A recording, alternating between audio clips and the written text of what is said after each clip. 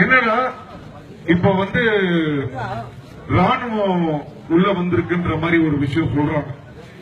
இப்ப என்ன பிரச்சனைனா, இப்ப ராணுவம் வர்றதை பத்தி எல்லாம் நம்மளுக்கு பிரச்சனை இல்ல. ஆனா அங்க அத்தனை லட்சம் பேர் அங்க உட்கார்ந்து இருக்காங்க.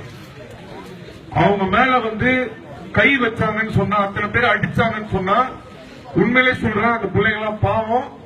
அடி வாங்க வேண்டிய பிள்ளைங்க கிடையாது. இந்த மண்ணில பிறந்த அந்த பிள்ளைங்க எப்படியே காப்பாற்றணும். நான் ஏதாவது சொல்லிட்டு இருந்தேன்ல, ஏதாவது இது பண்ணி ஆகணும்னு. தம்பி மதனுக்கும் அவங்க வர சொல்லுவாங்க. ரெண்டு பேருக்கும் ஃபர்ஸ்ட் மாற்று சொல்றதுக்கு முன்னாடி ஃபர்ஸ்ட் ஒரு சம்மர் கிளாப் ஷூட் போடு.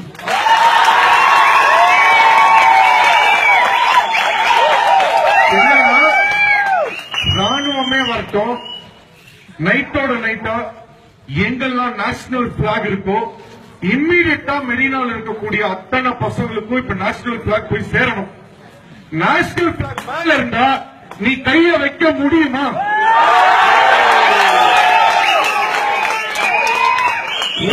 மேல நேஷனல் பிளாக் இருந்ததுக்கு அப்புறமும் நீ அடிச்சு பாடுறா, தொட்டு பாடுறா.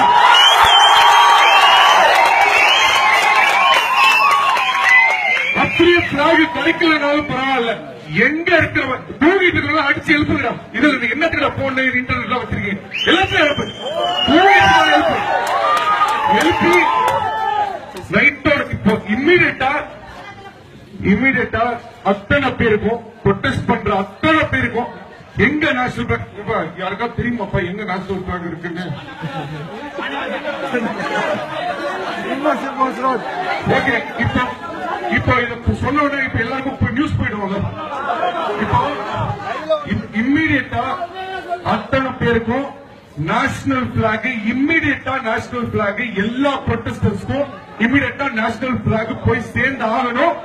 உங்களுடைய பவரையும் இந்த போனையும் பிகருக்கு சென்ட் பண்ற வாட்ஸ்அப்புக்கு பதிலாக இப்ப நாட்டுக்காக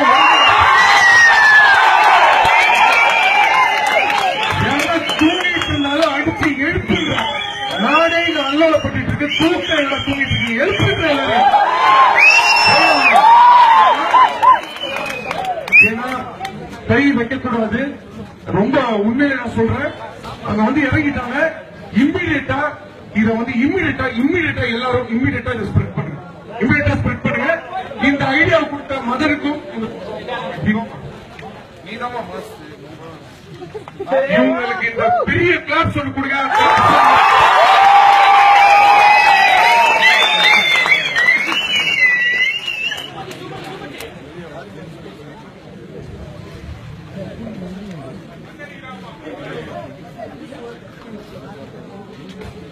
போதும் பையன்